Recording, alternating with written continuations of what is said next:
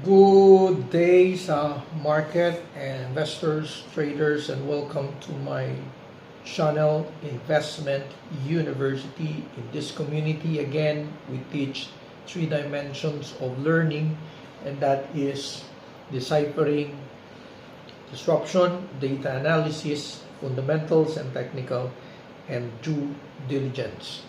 So, let me mention a sort of a guide for beginners who are joining in a high stakes environment like IPO under PSE. As a general rule, I should say, based on experience, that as a beginner who have not read the prospectus and has reacted on the fundamentals of it, and has weakness on the technical chartist aspect of analysis, I guess you have to refrain from joining IPO, initial public offer. In the crypto world, there is such thing as ICO, and doon na derive yung term shitcoins, because what happens is after the ICO, initial coin offer, the value of the financial instrument that was initially offered is lost its value about 100 times, 1,000 times. But this ICO, most of these ICO, initial coin offer, has been successful. For example, yung Ethereum contracts, the Ethereum, no? That's one of the successful ICO. Now, let's go back to IPO for the PSE market. Meron din akong successful IPO joining with Snapchat. Okay, the Snap. Okay, let me mention a few things about Snapchat. Hindi po ito under PSE.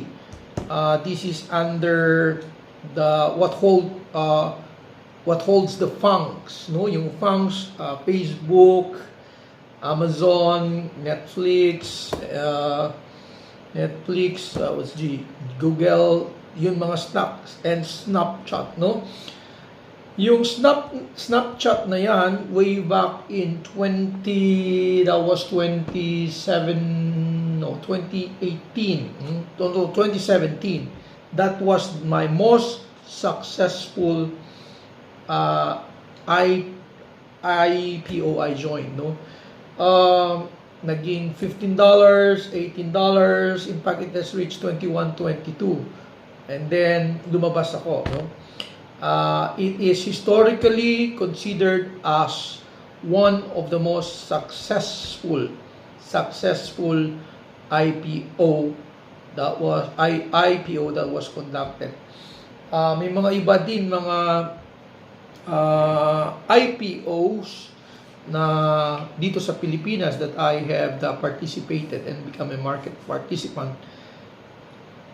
And I'll tell you about this experience. Now, Wilcon, okay? Wilcon was debuted around 2017 din, if I remember that, no? Wilcon was 520 at the time. Ngayon, 16, 17, 18, and that's for the long term, no?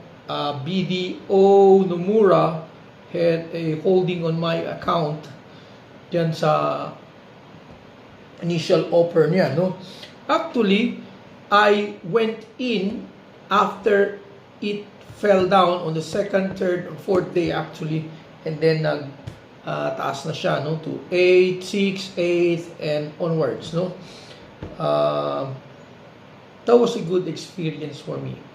Kasi nagbasa ako ng prospectus or the company history, the Bello, and what constitute it, the business model. Kailangan natin alamin yan bago tayo mag-participate sa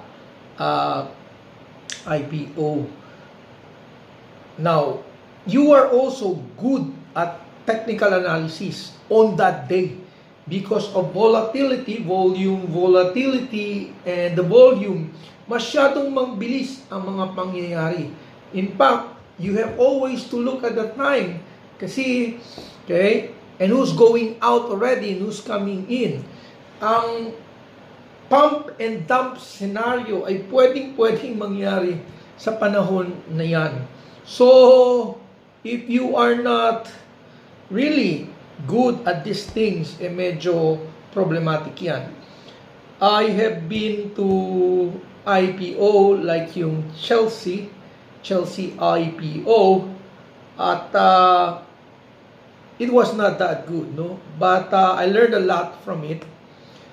Because I have understood the business models of people who are in logistics. By the way, Chelsea is under Udina. Udina Corp is under Dennis Uy. Okay, under that, he have several stakes in different company. For example, dito, Tugo, SM Logistics, lahat yan meron siya, no? When you see Dennis Uy going into some of these ventures and going to IPO, I would always trust that kind of guy because I have understood his company, the structure of his company, and the power he has to put his best foot forward and to put his interests, okay, in front of a lot of investors to package it in such a way that you would really like to invest in him. So I would say he is like Warren Buffett. No, Warren Buffett is to America as Dennis Uy is to Philippines. Same thing with Manny Pangilinan. Marami siyang interest in a lot of corporations, no? Now, with regards to the IPO of Converge and Mary Mart in the time of pandemic, I have no interest in it because the general global market condition is not favorable even if it has a strong fundamentals. The reason why yung Mary Mart was successful because the valuation is dalawang piso. I don't really know how much is that. Pero it happened with a price leadership, a price range na pwedeng-pwede sa mga investors. Actually, hindi nga talaga, wala nga masyadong investors dyan na pumasok na medyo big whale, no, or international input. That's what I know when the IPO happened, no? At